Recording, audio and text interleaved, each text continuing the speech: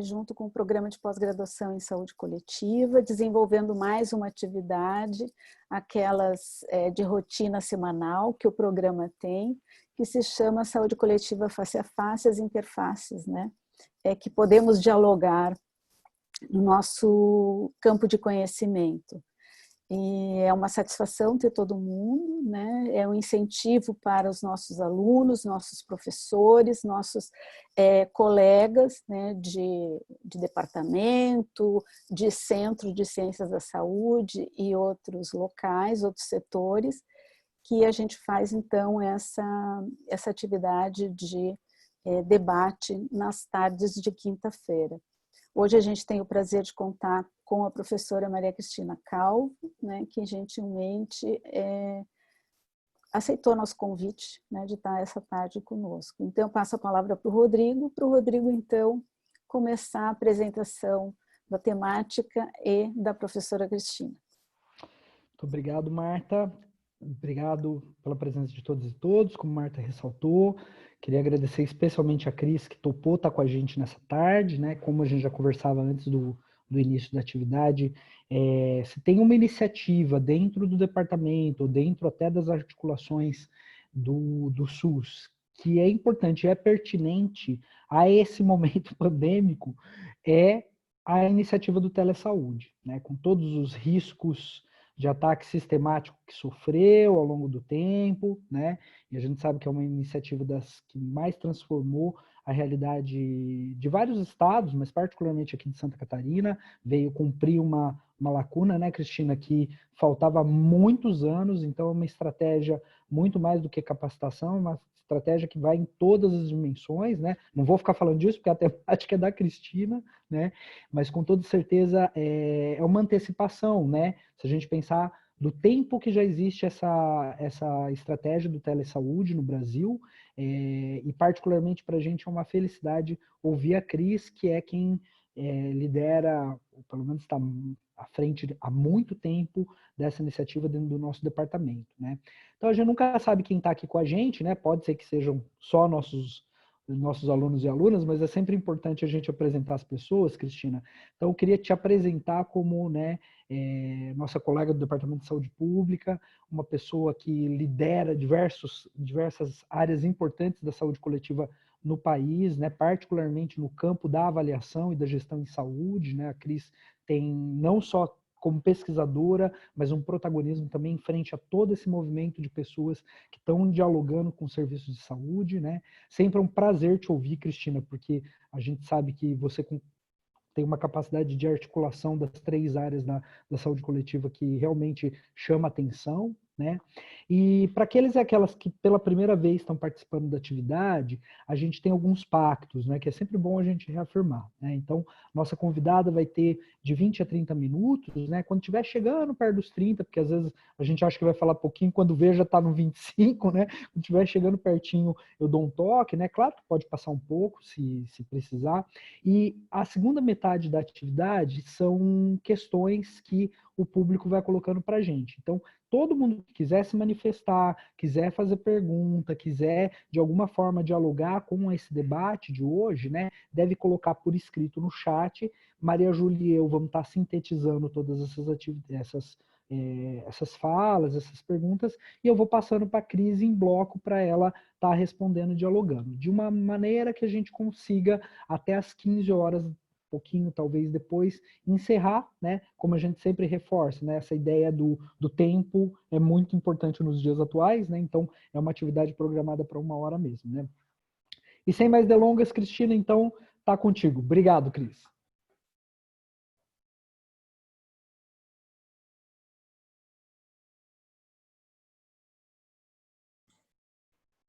Muito bem. Me ouvem? Sim.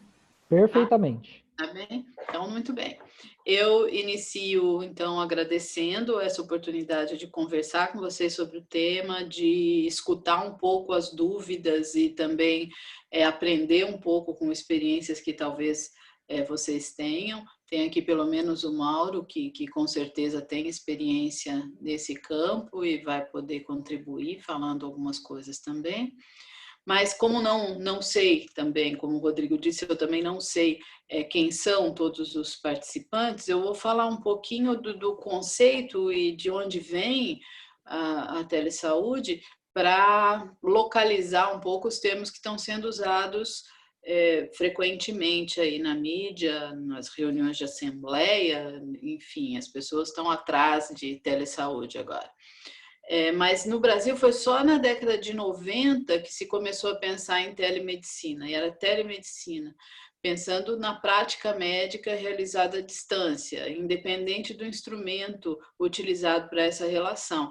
Mas muito frequentemente não era a internet, que não era ainda desenvolvida ou expandida o suficiente para isso. Com a expansão dos recursos tecnológicos, incluindo a rede lógica de comunicação mais ampla, mais estável, é que se passou a considerar que telemedicina seria o uso das modernas tecnologias da informação e telecomunicações na atenção médica a pacientes e outros profissionais de saúde que estivessem distantes. Por outro lado, telesaúde no Brasil surge para expandir esse conceito para outras áreas da saúde. E principalmente porque foi uma estratégia pensada para a atenção primária, que é essencialmente conduzida por uma equipe multidisciplinar e não apenas pelo médico. Então, a telemedicina seria uma das áreas do telesaúde. Então, tem teleodonto, tem telefarmácia, tem teleenfermagem, enfim, teria muita subdivisão para colocar dentro do telesaúde. E são vários os serviços possíveis na telesaúde, eles foram evoluindo.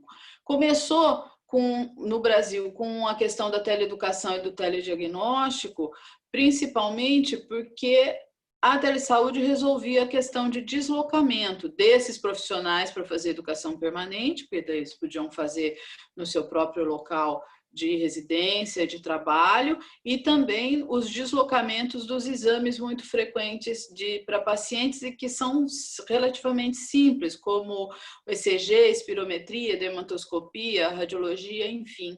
Essas foram as duas aplicações inicialmente mais utilizadas, que eram muito óbvias e fáceis também de implantar, porque não ofereciam muita resistência por parte dos profissionais e nem dos gestores. Na década passada, então, já estamos falando ali pelos anos 2010 em frente, a consulta entre dois profissionais para o apoio à decisão clínica ou em dúvidas de processo de trabalho, que é chamada de teleconsultoria, começou a ganhar importância. E, na sequência, ganhou mais importância ainda a teleconsultoria para mediar os encaminhamentos da atenção primária para a média complexidade, que hoje está sendo denominada teleregulação.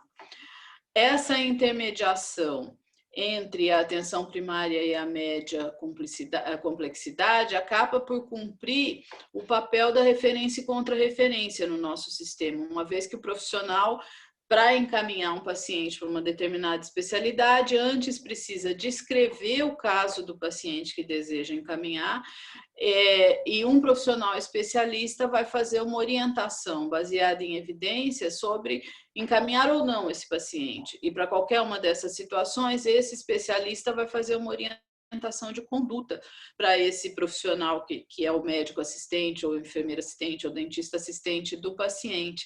Vai fazer uma orientação que vai indicar o tratamento desse paciente na própria unidade de saúde, e que exames podem ser solicitados e depois enviados a esse especialista para ele também emitir uma opinião baseada em evidências, ou então que vai encaminhar esse paciente e esse paciente vai chegar no especialista já com os exames indicados para melhorar, agilizar o diagnóstico e acompanhamento desse paciente. Essa estratégia reduz muito as filas de espera, qualifica o encaminhamento, permite priorizar os casos mais graves e faz uma coisa que nós evidenciamos na nossa prática, que não se percebia muito, que é criar o vínculo na rede entre os profissionais da atenção primária e os especialistas, que passam a se conhecer melhor, gerar uma relação de confiança. E essa é a primeira ação que eu vou destacar como sendo muito importante em tempos de pandemia. Apesar de não ser destinada para COVID, especificamente, essa é uma estratégia que permite o acompanhamento desses pacientes que precisam de especialistas sem o deslocamento deles para locais distantes na maioria das vezes. Então, a regulação do caso, né, o paciente vai à sua unidade de saúde, ele o médico tem necessidade de um aprofundamento daquela questão, ele solicita uma consultoria ao especialista, e isso permite muitas vezes que o caso se resolva na própria unidade de saúde ou que se faça o encaminhamento de menos casos do que o inicialmente previsto.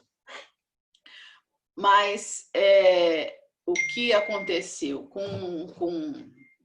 mais atualmente, com a expansão maior ainda das tecnologias e dos recursos remotos desenvolvidos, como exemplo, a gente tem o celular, né? Todo mundo tem um celular na mão, e o celular é mais que um computador, atualmente, ele tem mais recursos do que um computador. Outras possibilidades se apresentaram como indicadas e viáveis.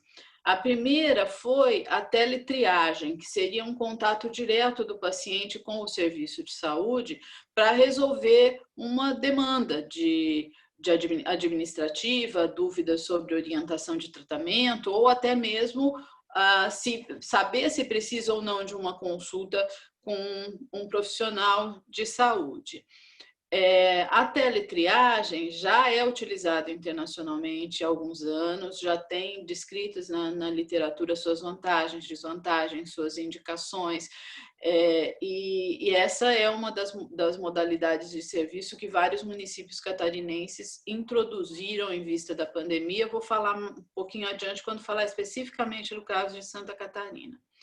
A teletriagem funciona na maior parte das vezes com telefone, mas pode também ter outros meios aí de comunicação envolvidos, e aí tem uma discussão bastante grande sobre o que é apropriado ou não, se você pode usar uma dessas plataformas sociais de comunicação, WhatsApp, Skype, ou se você pode usar e-mail, enfim, começa a ter uma discussão ética sobre o uso de algumas formas de comunicação que não são seguras do ponto de vista de quem acessa essas informações depois. Mas o maior debate mesmo de telesaúde, e é uma demanda grande em vista da Covid, é a teleconsulta. Sempre foi uma grande discussão no Brasil a questão da teleconsulta. O Conselho Federal de Medicina sempre resistiu à implantação da consulta direta entre o profissional e o paciente, intermediado por tecnologia, e já teve uma tentativa de regulamentar isso. Em dezembro de 2018, o CFM emitiu uma resolução permitindo a teleconsulta, mas teve tanta conversa, tanta resistência entre os médicos que ela foi revogada. Mas, em vista da pandemia, tá aí outra questão que a pandemia influencia, em março desse ano foi emitida uma resolução que permite a teleconsulta em caráter provisório enquanto durar a pandemia. Eu não acredito na provisoriedade dessa atividade, eu acho que vai ser muito difícil ter volta. Então, por isso é que tem que se analisar muito bem as dificuldades que as experiências internacionais já apresentaram e que vão se reproduzir aqui, já se reproduzem aqui, né? Existem algumas limitações quanto às características dos pacientes que vão usar que vão ser submetidos, vamos colocar assim, à teleconsulta. Idosos, estrangeiros, deficientes, a pouca familiaridade com a tecnologia são questões que dificultam muito ao paciente o uso da teleconsulta.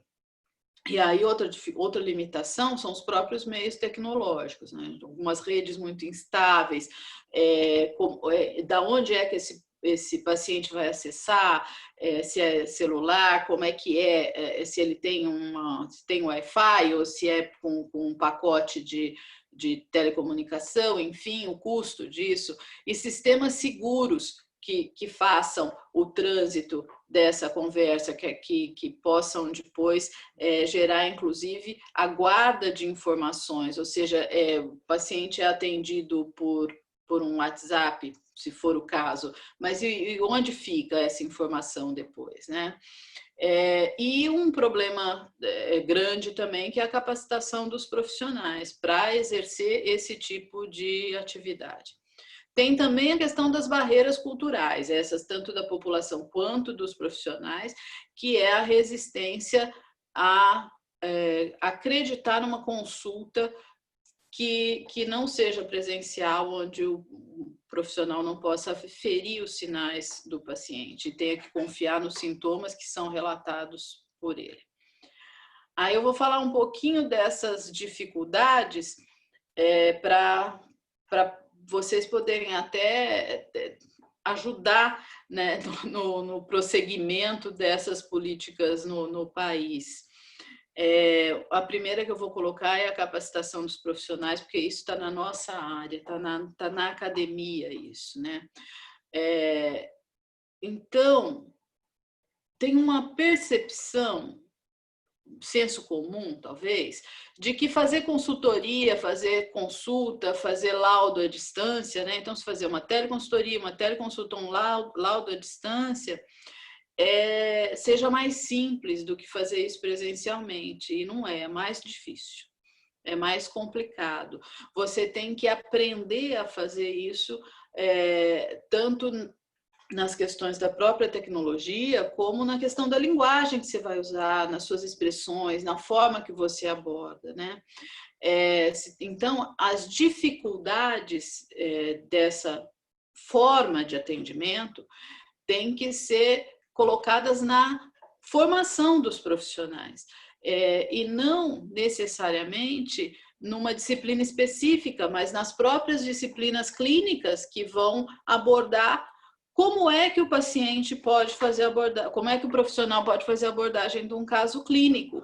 E não uma disciplina específica de telesaúde, porque senão você cria uma especialidade, e não a inserção dessa possibilidade de atendimento na formação. Então, na gastro, tem que ter uma forma de orientar a abordagem com tecnologia. Na dermato, tem que ter uma forma de orientar como abordar usando essas tecnologias. Na pediatria, e assim sucessivamente, na endócrino, enfim, tem que ter, na estomatologia, que é uma área de aplicação muito importante, tem que ter uma orientação de como o profissional pode abordar seus casos com essa metodologia, com essa forma de abordagem, e não como se fosse uma especialidade. E nisso nós estamos ainda trabalhando de maneira muito amadora.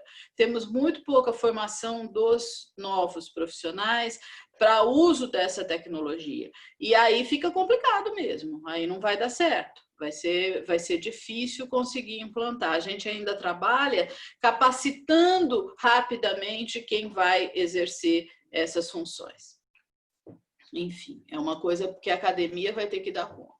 Nas dificuldades tecnológicas, pensando aqui numa questão financeira muito importante, numa questão de orientação de política pública, né, precisa de um grande investimento em rede lógica, porque o que acontece é que os locais que mais precisam desse atendimento à distância não têm os recursos que precisam para receber esse atendimento à distância. Então, você acaba atendendo os que são já mais privilegiados.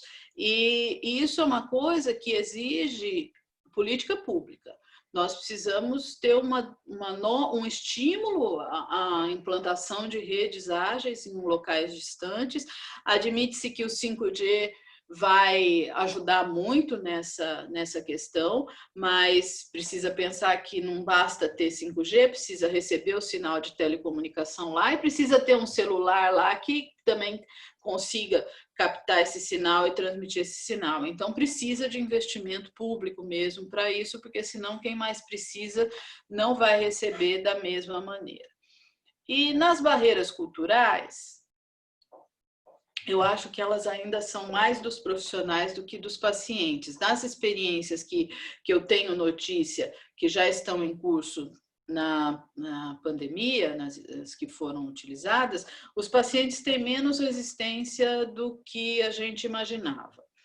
Tá certo que hoje a consulta à distância é uma alternativa a não ter nada, né? Por exemplo, consultas de retorno de pediatria no HU, elas estão num teste de conceito com a nossa plataforma da UFSC, do STT, para fazer teleconsulta de retorno desses pacientes, porque o ambulatório estava fechado, os pacientes não estavam tendo retorno. Então, é lógico, essa é uma alternativa melhor do que nada para os pacientes, mas de qualquer maneira, tanto os profissionais quanto os pacientes não têm se mostrado resistentes a essa forma de acompanhamento. E tem uma experiência com chat de orientação, essa voltada especificamente para a COVID, que também tem funcionado bem, porque são dúvidas que o paciente apresente ou o profissional apresente e que pode consultar imediatamente um centro de orientação. Para a COVID especificamente, a teleconsulta tem que ser just in time, né? O paciente está sendo atendido, se há uma dúvida, do profissional tem que resolver imediatamente, e aí seria uma conversa entre profissionais, e do paciente também, você tem que ter um plantão para atender esse paciente. É o que a teletriagem tem cumprido como função, né? Um pré-atendimento dos pacientes por meio de uma triagem. Agora, tem uma modalidade de teleconsulta que internacionalmente já é bastante utilizada, que é para pacientes que já são acompanhados normalmente na rede, já têm seu médico, e que precisam de consultas de retorno frequentes ou precisam ser monitorados, serem acompanhados. E para essa situação, a teleconsulta ou telemonitoramento, se quisermos chamar assim, funciona muito bem, porque o paciente não precisa se deslocar, muitas vezes esses pacientes têm dificuldade, ou pela distância, ou por limitações físicas mesmo.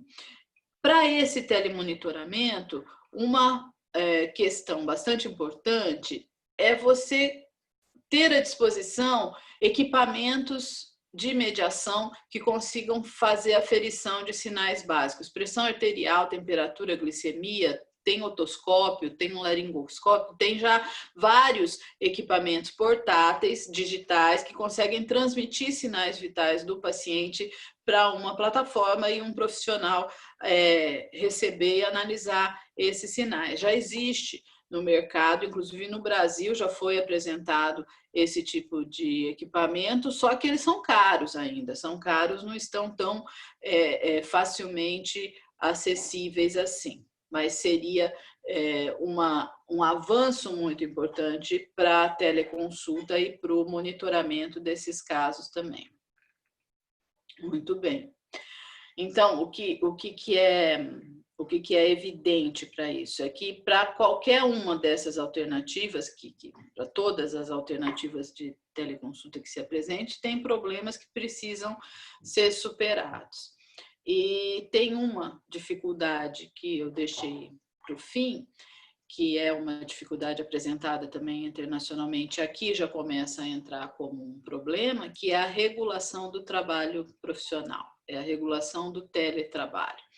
Porque o que acontece é que o e-mail, o telefone, o WhatsApp, às vezes entra na vida do profissional como uma hora sem remuneração, como se isso não desse trabalho ou isso não fosse necessário, passível de remuneração. Ou então, esses atendimentos, essas horas, são muito mal remuneradas, pela compreensão de que é muito fácil fazer isso, então não precisa ser considerado um trabalho e ser remunerado como tal. E aí, o que acontece é que não é fácil fazer isso, não é fácil, isso precisa ser feito por profissionais experientes. Se você remunera mal ou não remunera, isso acaba sendo um trabalho feito realmente por pessoas que não estarão tão capacitadas para perceber toda a dificuldade disso, tá? Então, essa questão da regulação do trabalho, do teletrabalho, é uma discussão forte que está em andamento firmemente. E com relação à questão da teleconsulta ainda, eu quero chamar a atenção para uma plataforma que foi desenvolvida pelo Hospital Israelita Albert Einstein, no PROAD SUS, que é um programa de isenção fiscal para grandes hospitais que o Ministério tem para que eles desenvolvam pesquisas para o SUS, né?